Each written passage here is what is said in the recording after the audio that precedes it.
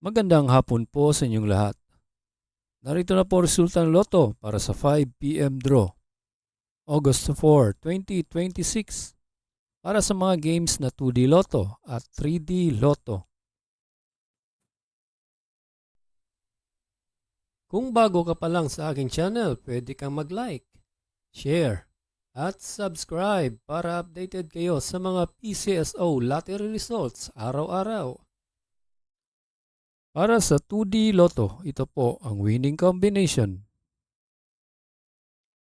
10 and 28 in exact order.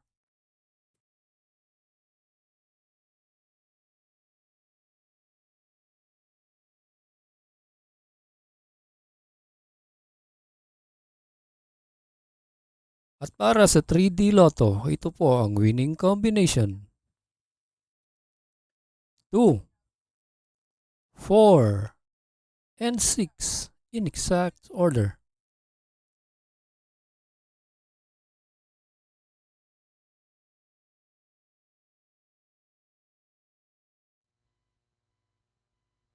Salamat po sa panonood ng Lotto Results Today by Mr. Wi-Fi.